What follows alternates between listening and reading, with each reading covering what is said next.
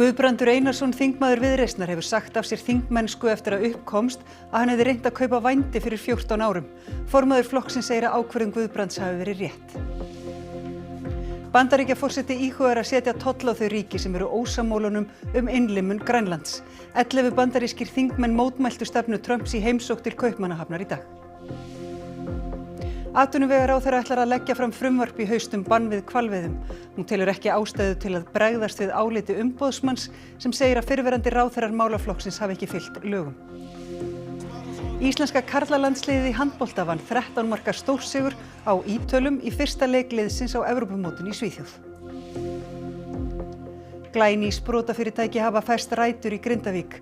Þau framleiða meðal annars súkkulaði, konfekt og vatnsrör fyrir fiskeldi.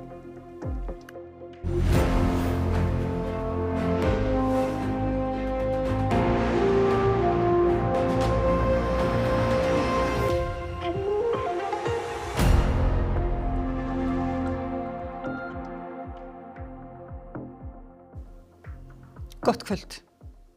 Ráðherrar Viðreisnar segjast vera í áfalli eftir að Guðbrandur Einarsson, þingmaður flokksins, sagði af sér þingmennsku. Ástæða afsagnarinnar fyrirspurn Vísis tilraun hans til að kaupa vændi fyrir 14 árum. Guðbrandur hefur setið á þingi fyrir Viðreisn í Suðurkjördæmi frá 2021. Vísi greindi fyrstur fjölmiðla frá afsögn hans en þar segir að lögregla hafi yfirheyrt Guðbrand 2012 vegna rökstudds gruns vændiskaup. Hann hafi þá neitað sök en í yfirlýsingu segist hann hafa haft vændiskaup í huga en snúist hugur þegar á staðinn var komið. Samkvæmt lögum skal hver sem greiðir eða heitir greiðslu fyrir vændi sæta sektum eða fangelsi í allt að 1 ár. Árétta skal að Guðbrandur gefur ekki kost á viðtali og því liggur ekki fyrir hvort hann hafi borgað konunni. Þegar grunur að fólk hafi ætlað að kaupa vændi má lögregla kalla það til yfirheyrslu.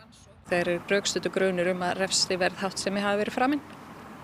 Og hvaða skilyrði þurfa að vera til staðar?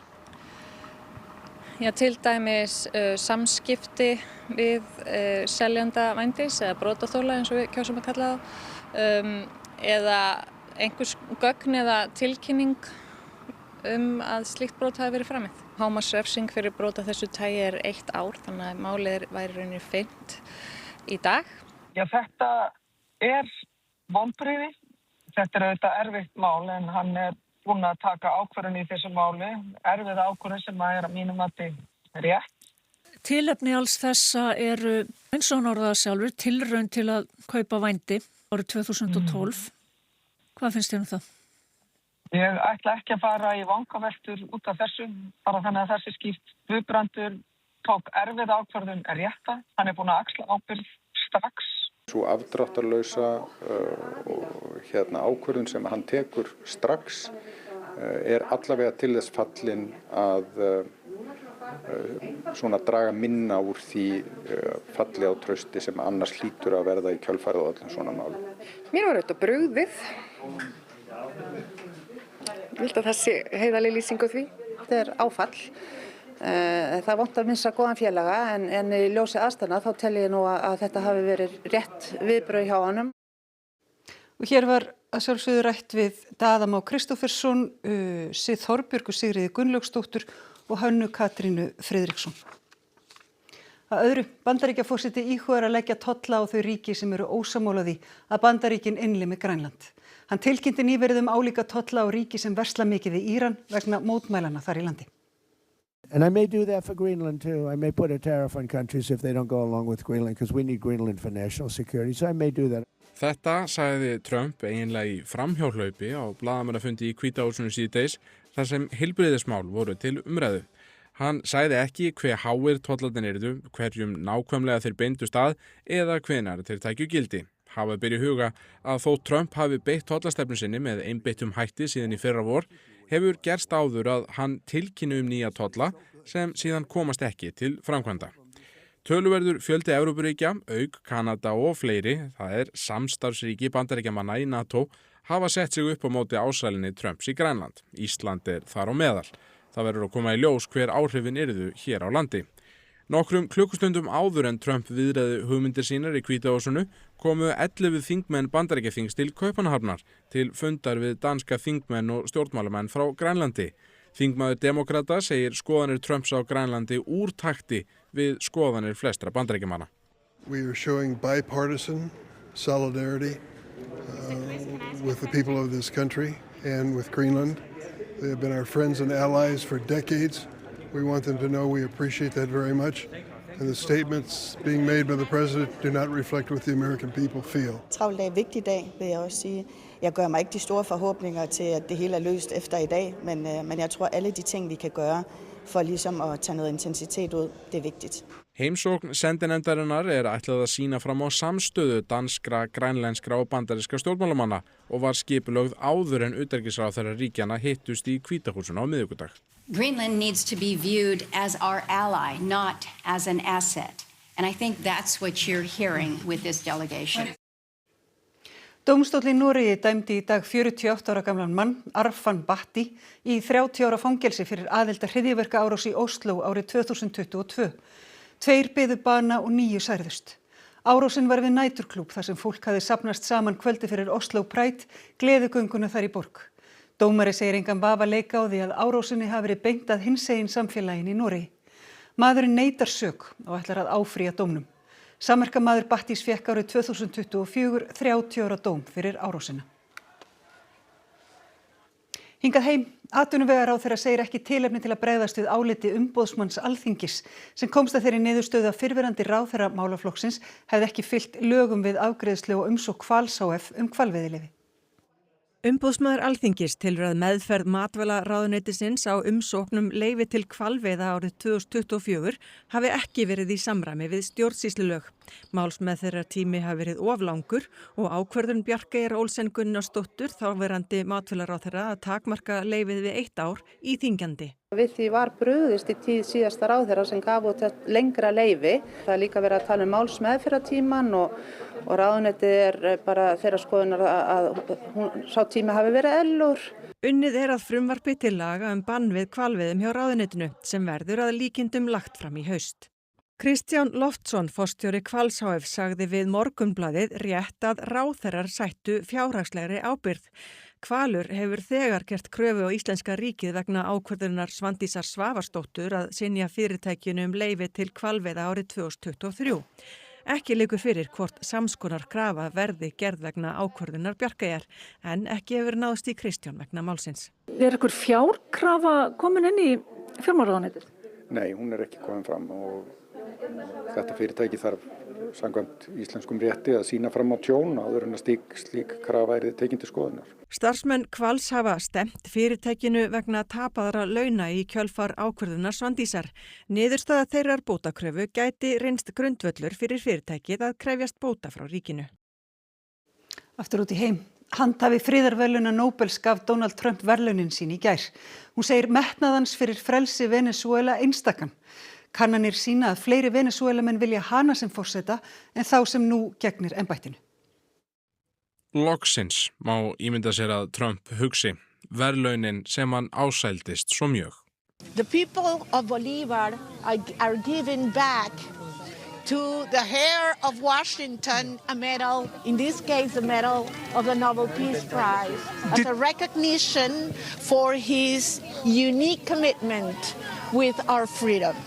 Trump segir Machado yndislega konu sem hafi mátt þola margt. Það hefur verið sannur heiður að hitta hana og veita verðlaununum viðtöku. Takk, María, segir hann á Truth Social. Trump sagður hafa hringt í Machado þegar hún var útnefnd í október og á hún að hafa tileinkað honum verðlaunin. Nóbelsnefndin synjaði nýverið beiðni hennar að fá að deila verðlaununum með Trump og því brá hún á þetta ráð í gær. Miðstöð friðarverðlauna Nóbel sagði í gær skömmu fyrir fund þeirra í Hvíta húsinu að verðlaunin sjálf gætu gengið manna á milli en ekki væri hægt að breyta því hver væri handhafið þeirra. Trump heldur því fram að Bandaríkjamenn sitji við stjórnvölinn í Venezuela. Hann lýsti því yfir eftir að Nicolás Maduro var komið frá að Machado hefði ekki stuðning landa sinna til að taka við stjórnartaumunum. Delcy Rodríguez, varaforseti landsins, sór á sama tíma embættiseið sem forseti. Hún hélt fyrstu stefnuræðu sína í gær og virtist þar tala áfram fyrir samstarfi við Bandaríkjastjórn. Hemos visto su expediente en la historia de la humanidad. Sabemos y no tenemos miedo a encarar diplomáticamente a través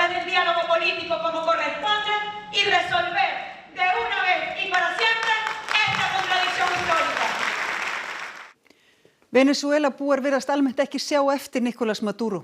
Nýleg könnun The Economist bendir til þess að meira en helmingur þeirra sé ánægður með að Bandaríkjaher hafi handtekið hans. Aðeins 12% eru óánægð, 70% halda að breytingarnar hafi góð áhrif á heimilisbókhaldið og enn fleiri, næstum 80% telja þær góðar fyrir stjórnmálaástandið í landinu. Tæplega 70% vilja kjósa nýjan forseta Venezuela og næstum helmingur myndi greiða Mariu Corina Machado atkvæði sitt. Aðeins ríflega 10% styðja hins vegar Delcy Rodríguez. Que esperemos que vengan cosas mejores, pues desde el corazón, pues lo hablo desde el corazón y creyente de que todo va a ser para mejor. El resto está en manos de los poderosos. ¿Qué podemos hacer nosotros como simples ciudadanos de este mundo? Nada. Es complicado dar una especie de análisis con todo lo que está pasando porque es totalmente un mar de incertidumbre y los únicos que ahora tienen el control y la decisión es el gobierno de los Estados Unidos. Se verá qué sale de la reunión con María Corina, a ver si toma una postura de liderazgo, si consideran que está lista o no para llevar la presidencia del país o ser una candidata. Situación difícil. Yo lo veo una situación difícil y preocupante, porque como te das cuenta, tú ves alrededor y parece que no estuviera pasando nada, pero realmente sí está pasando y pasan muchas cosas, pues. Það var allt öðru. Íslenska karlalandsliðið í handbolta hóf keppni á Evrópumótinu í Svíþjóð í dag með 13 marka stórsigri á Ítölum. Edda Sif Pálsdóttir í Kristianstað eða Kristianstað í Svíþjóð þar sem leikurinn fer fram. Edda, segir þessi sigur eitthvað það hvers að vænta af íslenska liðinu? Það á auðvitað bara eftir að koma í ljós, það svo sem erfitt að spá fyrir það núna.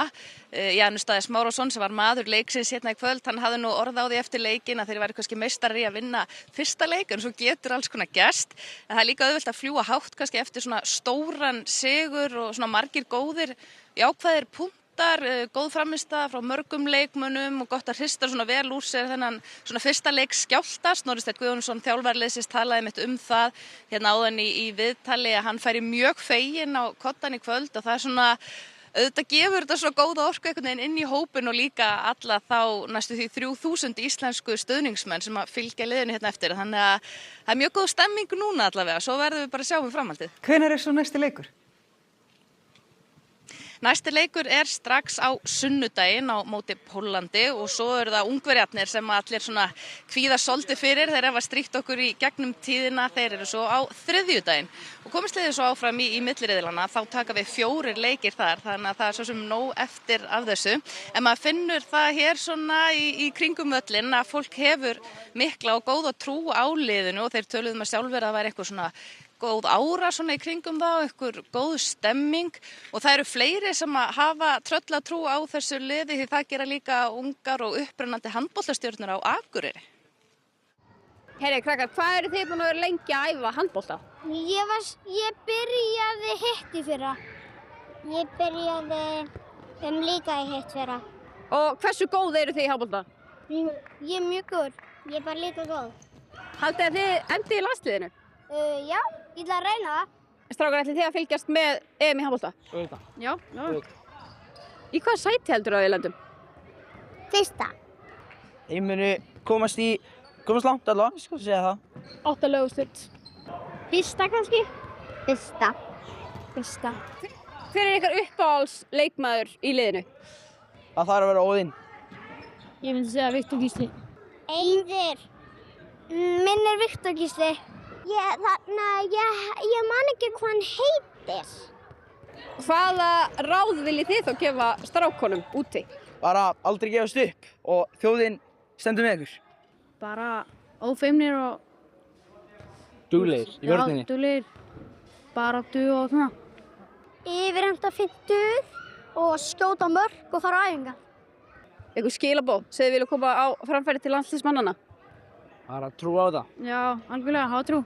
Bara Ísland sendi bara góða stuðning til þetta stemmingu.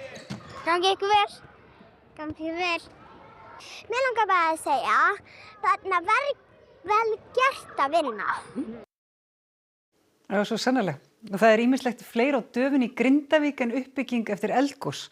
Nokkur óvenjuleg sprotafyrirtæki hafa tekið þær til starfa og eigendurnir eru bjartsýnir og alls óhrættir. Miklu meira líf í Grindavík en margur heldur. Ný en gjörólík fyrirtæki eru komin í Hafnargötu. Súkkulaðigerðin Neskja sem opnuð var í nóvember er rekin af hjónunum Ívari Kjartansinni matreiðslumeistara og Tsidafa Kroaseng eftirréttakokki og súkkulaðigerðarmanni sem tvisvar hefur unnið gull með íslenska kokkalandsliðinu. Koma margir?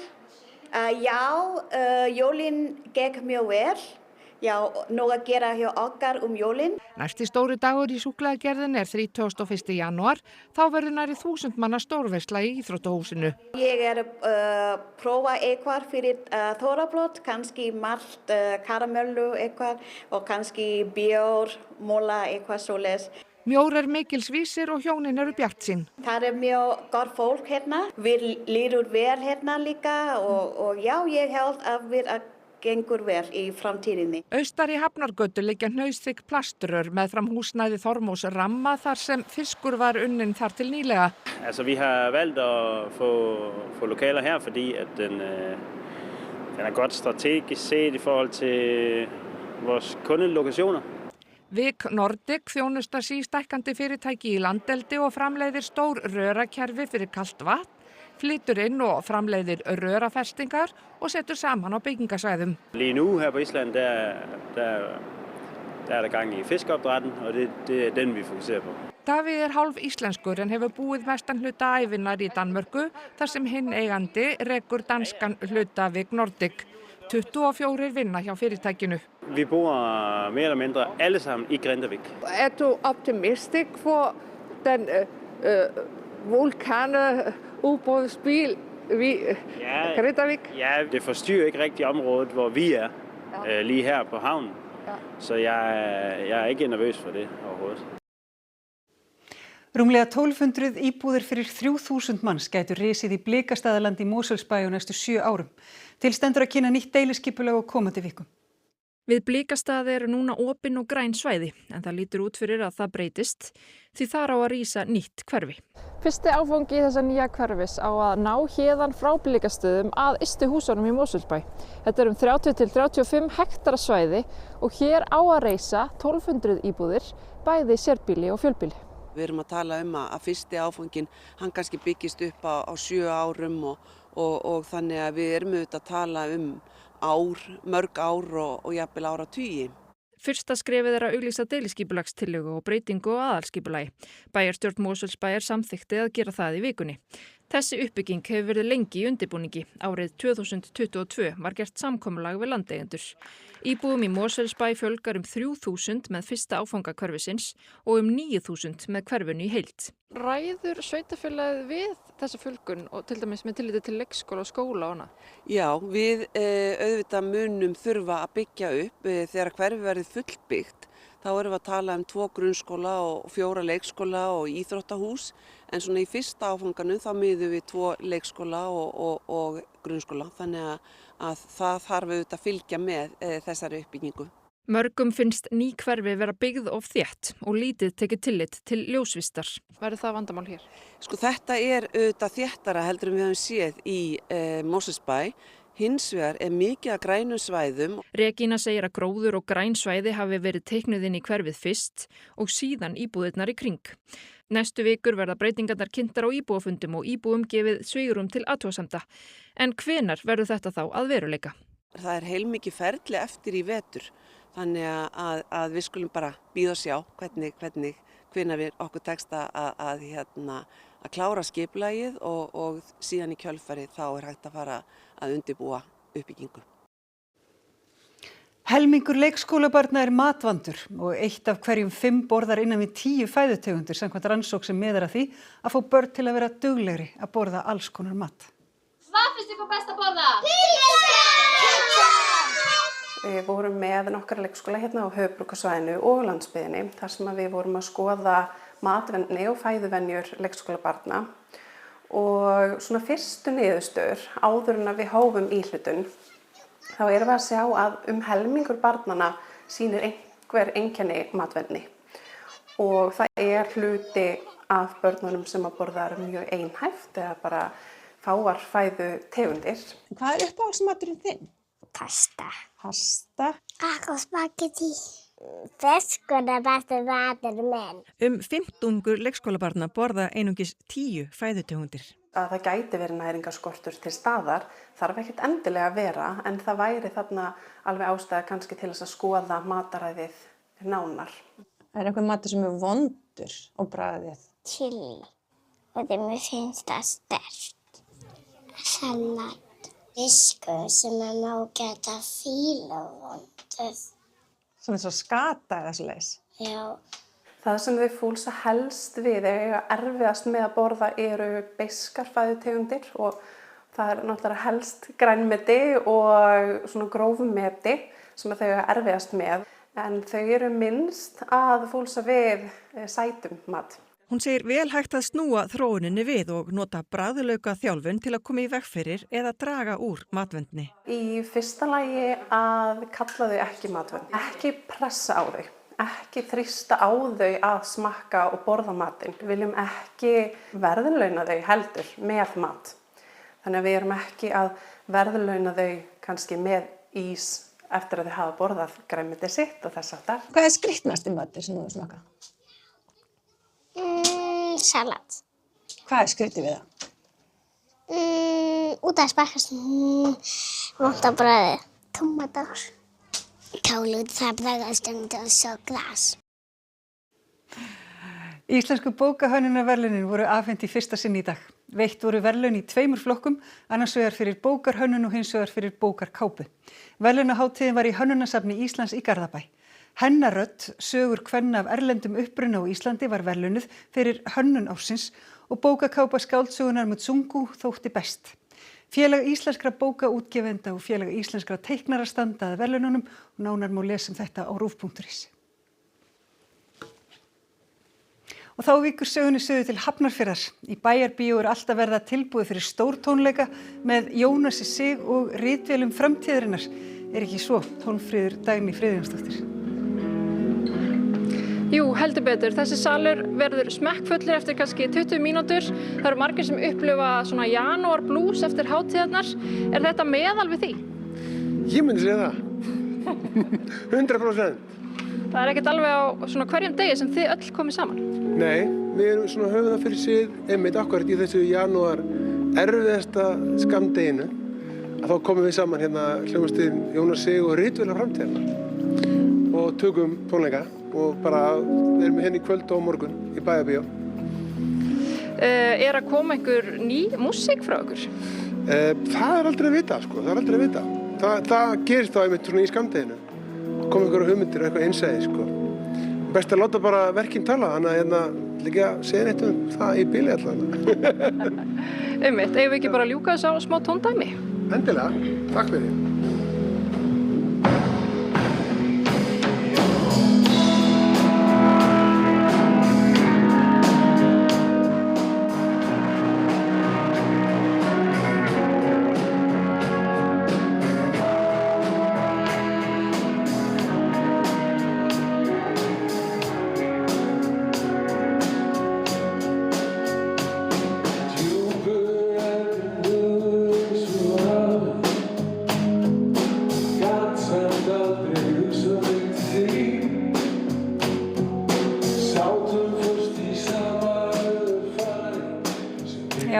Hafið er svart og við skulum líta til veðurs. Það verða breytingar á veðrinu þegar líður á helgina og hlýrra loft streymir til norðurs yfir landið. Vindur fer smám saman vaxandi á morgun og hitatölur hækkandi, þá fyrst vestan til á landinu. Lítil úrkoma á morgun en á sunnudag koma skilin á vestanvert landið með tilheyrandi hvassviðri og vætu. Theodór Freyr Hervarsson veðurfræðingur fer yfir veðurhorfur næstu daga hér rétt á eftir. Fyrst eru það íþróttir. Íslenska karlalandsliðið í handbolta spilaði sinn fyrsta leik á EM í kvöld. Liðið mætti Ítalíu sem keppir á EM í fyrsta sinn síðan 1998. Þá heyrum við hljóðið í strákunum okkar að leikloknum.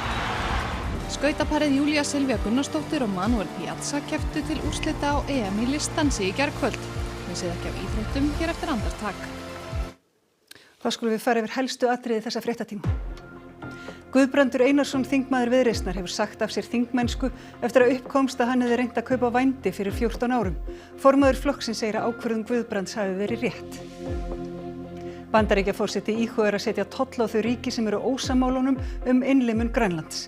11 bandarískir þingmenn mótmæltu stefnu Trumps í heimsókn til Kaupmannahafnar í dag. Atvinnuvegaráðherra ætlar að leggja fram frumvarp í haust bann við hvalveiðum.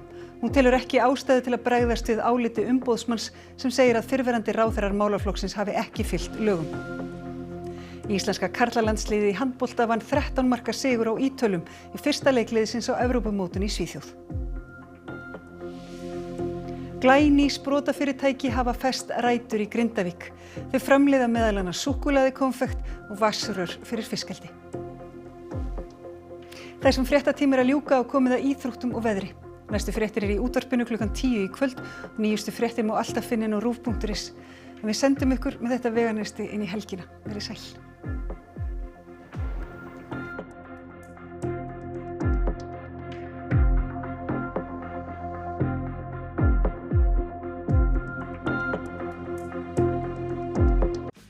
Á RÚV í kvöld. Fjölskyldan í forgrunni, Here we go. Breskir gamanþættur hina ójafnalegu Jessop fjölskyldu sem lifir heldur óreiðukenndu lífi og yngstu sonurinn Sam festir það allt á filmu. Vikan með Gísla Marteini. Gísli Marteinn fær til sín góða gesti og fer yfir helstu atburði vikunnar. Brakandi fersk tónlist kemur landsmönnum í helgarstemninguna.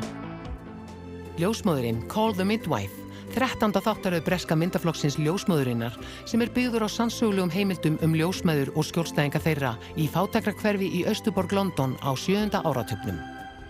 Grace, breski sakamálaþættir rannsóknarlögreglumanninum Roy Grace sem þekktur fyrir að nota óhefðbundnar aðferðir í starfi.